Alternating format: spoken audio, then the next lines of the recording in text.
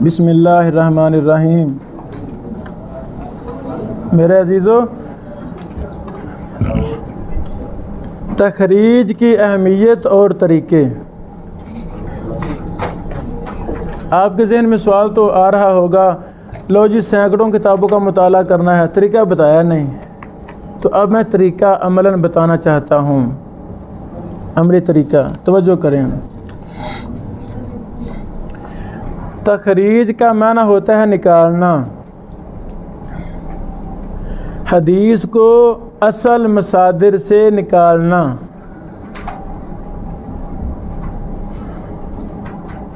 یہ لفظی معنی ہو گیا۔ تخریج لکھنے کے قواعد ہیں، اصول ہیں۔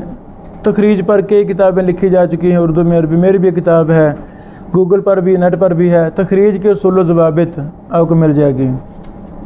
جرح و تعدیل کے اصول و ضوابط وہ بھی نیٹ پر ہے۔ جرح و تعدیل کے ابتدائی قاعدہ بھی میں نے لکھا، وہ بھی نیٹ پر ہے۔ یعنی کافی کتابیں ہماری نیٹ پر وغیرہ پر دستیاب ہیں۔ ایک حدیث کو 20 کتب سے سرچ کرنا، اسے کہتے ہیں تخریج کرنا۔ تو فائدہ بھائی کیا ہے؟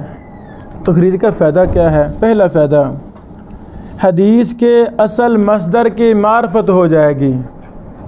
اچھا، یہ ہے طیالسی، یہ ہے مستدرک حاکم، اصل کتابیں، ان کی معرفت ہو جائے گی۔ پڑھیں گے، منہج پتہ چل جائے گا، تعارف ہو جائے گا۔ دوسرا فائدہ، ایک حدیث کی کئی ایک سندیں جمع ہو جائیں گی۔ پہلے ایک سند ہمارے پاس تھی، اب 20 پاس ہیں، اب 40 پاس ہیں، تو فائدہ ہوا نا، زیادہ سندیں۔ سند کی حالت کا پتہ چل جائے گا، یہ سند صحیح ہے یا ضعیف۔ محدثین خود ہی وضاحت کر دیتے ہیں، جی فلاں راوی ضعیف ہے، فلاں اس درجے کا ہے، فلاں حدیث صحیح ہے۔ پتہ چل گیا نا تخریج سے ہمیں۔ بعض دفعہ جو کتاب ہمارے مطالعہ میں ہے اس کی سند ضعیف ہے، وہاں کو ضعیف راوی ہے، لیکن تخریج کرنے سے اسی ضعیف راوی کا تابع ہمیں مل گیا ہے جو ثقہ ہے، اس وجہ سے یہ روایت بھی کیا ہو جائے گی؟ صحیح لغیر ہی ہو جائے گی، صحیح لغیر ہی ہو جائے گی۔ حدیث پر محدثین کا حکم مل جائے گا، یہ صحیح ہے یا ضعیف ہے۔ ایک سند میں ایک راوی مبہم ہے، رجل ہے مثال کے طور پر، یا امراتن ہے، تو دوسری سند میں اس کے نام کی وضاحت آ جائے گی۔ اچھا، یہ راوی تو وہ ہے، وہ ہمیں مل گیا ہے۔ ایسے ہی یعنی محمل کی تمیز اور مبہم کی تعیین، یہ بھی تخریج سے ہو جاتی ہے۔ ایک سند میں مدلس راوی ہے، مدلس کون ہوتا ہے؟ شاگرد استاد سے وہ روایت بیان کرے جو اسے سنی نہیں ہے۔ مدلسین کے طبقات ہیں، کل بھی میں نے شاید بیان کیے تھے، 5 طبقے ہیں مدلسین کے۔ پہلا اور دوسرا طبقہ قلیل التدلیس ہے، ان کی ان والی روایتیں صحیح ہیں۔ تیسرا چوتھا طبقہ کثیر التدلیس ہے، ان والی روایتیں ضعیف ہیں، الا یہ کہ سماع کی صراحت کر دیں۔ سماع کی صراحت کیا ہے؟ راوی کہے حدثنا اخبرنا سمعت انبانا، یہ کہہ دے تو روایت صحیح ہو جائے گی۔ اب ابو داؤد میں سند میں تیسرے چوتھے طبقے کا راوی ان سے بیان کر رہا ہے تو روایت ضعیف ہوگی۔ جب ہم نے تخریج کی تو کہیں نہ کہیں اگر ہمیں سماع کی صراحت مل گئی تو یہ روایت صحیح ہو گئی۔ یہ تخریج کا فائدہ ہے۔ تیسرے اور چوتھے طبقے میں فرق کیا ہے؟ معمولی سا فرق ہے، ان 5 طبقوں میں معمولی فرق ہے۔ طبقات المدلسین میں کتاب ساتھ نہیں لایا، لکھیں گوگل پر طبقات المدلسین آ جائے گی، شروع میں مقدمہ لکھا ہے، سب کو لکھا ہوا ہے ابن حجر رحمہ اللہ کی۔ مختلط راوی کون ہوتا ہے؟ اس کا حافظہ خراب ہو گیا، حافظہ بگڑ گیا بیچارے کا، کچھ صدمہ آیا، بیٹا فوت ہو گیا، کہ اور بڑا صدمہ آیا، اب پاگل ہو گیا، حافظہ خراب ہو گیا۔ تو ایک سند میں مختلط راوی، اس پر لاکھ کتابیں ہیں، ہے نا. محدثین نے خدمت کی ہے علم کی. ہمیں بے وفا نہیں پڑھتے، انہوں نے تو وہ بڑے وفادار تھے، انہوں نے بڑا کام کیا ہے. مختلطین پر لاکھ کتابیں ہیں. تو مختلط کا قاعدہ یہ ہے، حافظہ خراب ہونے سے پہلے بیان کرنے والے کی روایت صحیح ہے، بعد میں بیان کرنے والے کی روایت ضعیف ہے. تو سندیں جمع کرنے سے ہمیں پتہ چل جاتا ہے پہلے کون بیان کر رہا ہے، بعد میں کون بیان کر رہا ہے. حدیث میں نقص اور زیادتی کا پتہ چلتا ہے تخریج کرنے سے. ایک سند میں متن تھوڑا ہے، دوسری میں زیادہ ہے، تو پتہ چل گیا.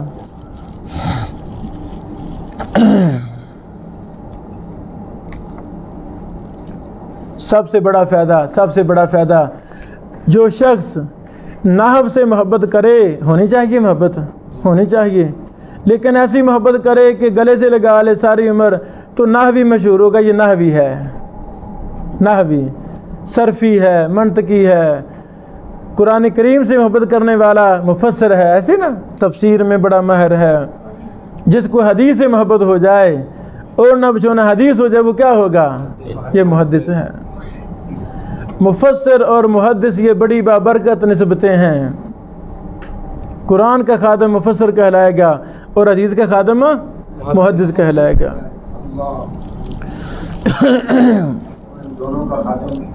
ہاں جی سر، ہاں جی سر. حدیث کا خادم اصل میں قرآن کا ہی خادم ہے، قرآن کا خادم اصل میں حدیث کا ہی خادم ہے. حدیث شرح ہے، قرآن کریم متن ہے. دونوں کا خادم دونوں کا ہی خادم ہے، ایک کا خادم دونوں کا خادم ہے انشاءاللہ. شاباش، ماشاءاللہ، بہت اچھا نکتہ.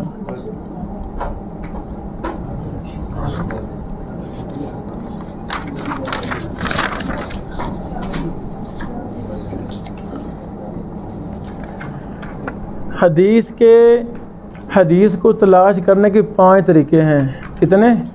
5. آپ کو سارے ہی آتے ہیں، آپ کو 5 ہی آتے ہیں. یاد دہانی کے لیے میں بیان کر دیتا ہوں. جس حدیث کو تلاش کرنا ہے اس حدیث کا صرف ایک لفظ ہمیں آنا چاہیے بس. وہ اتنے تو ہم وارث ہیں نا، ہمیں لفظ تو آ ہی جاتا ہے الحمدللہ. یار وہ جو فلاں حدیث اس میں غار ہرا کا ذکر ہے، یہ تو پتہ ہی ہے نا. یار جو فلاں حدیث میں صحابہ کا لفظ ہے، قلبن کا لفظ ہے، یہ تو پتہ ہے الحمدللہ. ہم اتنے وارث ہیں. تو ایک لفظ یاد ہوگا تو ہم تخریج کر سکتے ہیں. کیسے کریں گے؟ ایک کتاب کا لیپ ٹاپ، ایک کتاب کا نام ہے المعجم المفہرس للفاظ الحدیث النبوی الشریف، بڑی کتاب ہے. اس میں مصنف نے وہ ایک ایک لفظ کر کے بتا دیا ہے یہ کس کس کتاب میں کس کس جگہ آتا ہے. بڑی بات ہے جی، بڑی بات ہے. اس پر کئی کتابیں ہیں. تو شاملہ نے یہ ٹینشن ختم کر دی ہے الحمدللہ. اللہ شاملہ والوں کو جزائے خیر عطا فرمائے. جیسے ان کتابوں سے ہم یقین سے فائدہ اٹھاتے ہیں تو ویسے شاملہ سے بھی یقین کے ساتھ فائدہ اٹھانا چاہیے. اور بھائی ہم کتابیں لکھتے ہیں، شائع کرتے ہیں، ہماری کتاب میں غلطیاں ہیں، ہو جاتی ہیں. جو مصنف اور ناشر دعویٰ کرے غلطی سے پاک ہے، وہ تو پھر اس نے بہت بڑا دعویٰ کر دیا ہے، یہ جھوٹا دعویٰ ہے. اس میں غلطی آ سکتی ہے نا، یقین سے پڑھتے ہیں. تو شاملہ بھی ہم جیسے انسان نے بنایا ہے، پھر کیا ہوا؟ غلطی آ گئی ہے تو پھر کیا ہوا؟ غلطیاں کوئی مسئلہ نہیں ہے. ہاں وہ لفظ آپ سرچ کریں. شاملہ میں کیٹاگریاں ہیں، حدیث میں سرچ کرنا چاہتے ہیں، رجال میں، جرح و تعدیل میں ایک لفظ، وہ ساری کتاب میں لفظ دکھا دے گا. وہ ہم پھر سرچ کر لیں گے، لکھتے رہیں گے، ہمیں یہی چیزیں چاہیے، وہ لے لیں گے. یہ میں نے سوال کیا تھا کہ جب ہمارے پاس یہ سہولیات موجود ہیں پھر اس طرح سندیں جمع کرنا اور شاباش. یہ بیٹا فن ہے، سند جمع کرنا فن ہے، یہ ہمیں سیکھنا ہوگا. شاباش. یہ ہم سیکھیں گے تب بھی جا کر شاملہ ہمیں فائدہ، ورنہ فائدہ نہیں ہوگا. یعنی شاملہ کو پتہ تھا، اب تک سند جمع کی نہیں، جاہل ہی رہے ہم، پتہ نہیں تھا.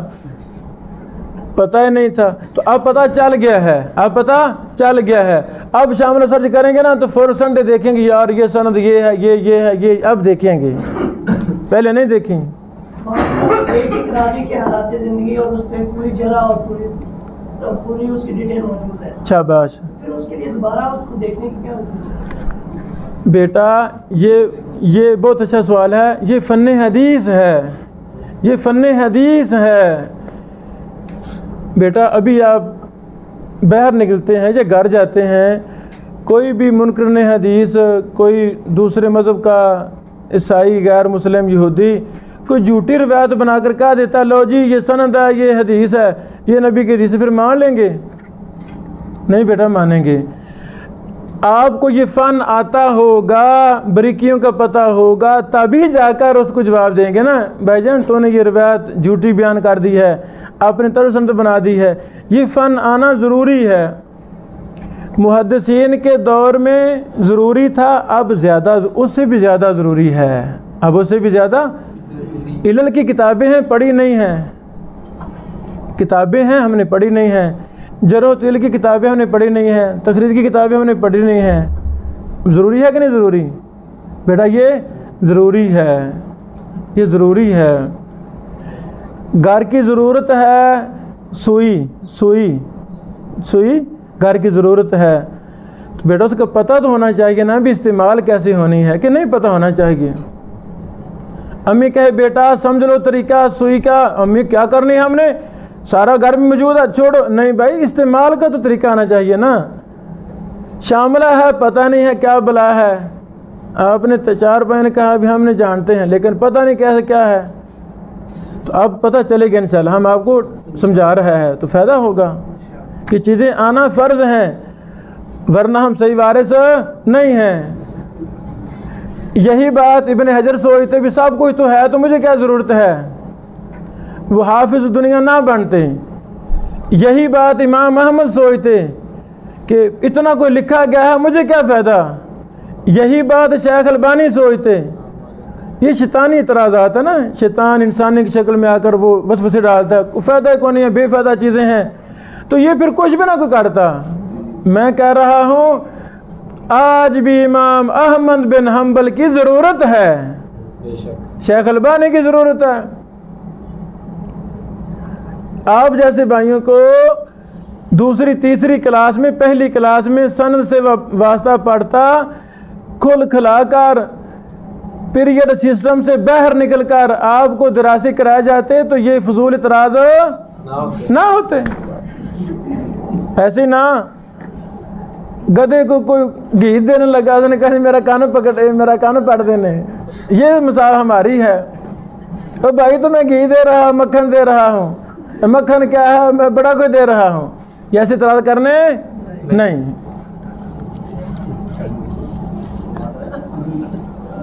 یہ پہلا طریقہ ہے، صرف ایک لفظ ہمیں یاد ہونا چاہیے، ایک وہ تو یاد الحمدللہ بار بار پڑھ کر یاد ہو جاتے ہیں، سرچ کریں وہ مکمل تخریج ہمیں مل جائے گی الحمدللہ۔ پھر اس کے آگے فوائد میں لکھے ہوئے پڑھ لینا سارے۔ دوسرا طریقہ موضوعی اعتبار سے، بھائی جان ہمیں پتہ ہونا چاہیے کہ باتھ روم جانے کی دعا اس کا تعلق کس موضوع سے ہے۔ بھائی باتھ روم جانے کی دعا کا تعلق طہارت سے ہے کہ کتاب الزکاۃ سے ہے؟ یہ تو پتہ نا ہمیں، پتہ ہمیں کہ کتب میں پہلے کتاب طہارہ پھر صلاح اس طرح ہوتا ہے، تو ہم فہرست سے بڑی جلدی تلاش کر سکتے ہیں جی باتھ روم جانے کی دعا کتاب طہارہ نکالو، کتاب طہارہ وضو غسل، ہاں قضاء حاجت، یہاں یہ دعا ملے گی، ہمیں فائدہ ہو گیا نا جی۔ موضوع کے اعتبار سے ہم حدیث کی تخریج کر سکتے ہیں۔ اس پر تفصیل آگے لکھی ہوئی ہے۔ صحابی کا نام یاد ہو، صحابی کا نام، کتنی حدیثیں ہیں الحمدللہ ہمیں صحابہ کے نام یاد ہیں۔ تو جب صحابی کا نام یاد ہے میرے عزیزو، جتنے بھی مسند ہے، مسند مسانید، وہ صحابہ کی ترتیب کے ساتھ ہی لکھی ہوئی ہیں۔ اب ابو ہریرہ کی حدیث میں کہاں ملے گی؟ نکالے مسند احمد، آخر میں دیکھیں مسند ابی ہریرہ، وہاں پڑھنا شروع کر دے، وہاں مل جائے گی۔ مسند احمد صحابہ کے ناموں پر ہے، تو جب ابو ہریرہ کی نکالیں گے نا مسند، پھر پہلے کتاب الطہارہ کی حدیثیں ہیں، پھر صلاح کی، پھر زکوٰۃ کی، وہی ترتیب آگے، تو جلدی مل جاتی ہے۔ اچھا جی، اس طریقے پر کتابیں جو لکھی گئی ہیں وہ ساری لکھی ہوئی ہیں نا، ساری لکھی ہوئی ہیں۔ ہاں، چوتھا طریقہ یہ ہے اطراف الحدیث، حدیث کا پہلا ٹکڑے، پہلے الفاظ، انما الاعمال بالنیات، یا اور جو شروع والے یہ یاد ہوں۔ میرے اس پر بھی محدثین نے بڑی کتابیں لکھی ہیں، اللہ اکبر، کہ جس کو شروع والا حصہ یاد ہے وہ اطراف کی کتب سے، اب تو ہر کتاب عربی والی وہ آخر میں اطراف نہیں ہوتے، وہاں سے ہم فوراً سرچ کر سکتے ہیں حدیث یہ کس نمبر پر ہے، کس باب میں ہے، یہ اطراف۔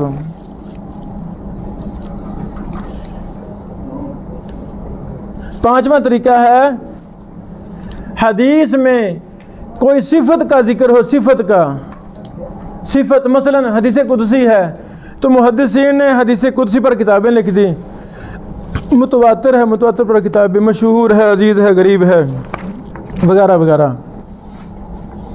یہ 5 طریقے ہیں۔ پانچ طریقے محدثین نے کیوں بنائے؟ تاکہ طلبہ علوم نبوت حدیث تلاش کرنا ان کے لیے آسان ہو جائے۔ اگر 2 طریقوں کی کتابیں نہیں ہیں تو کسی اور طریقے سے تلاش کر لے، وہ نہیں ہے تو اور۔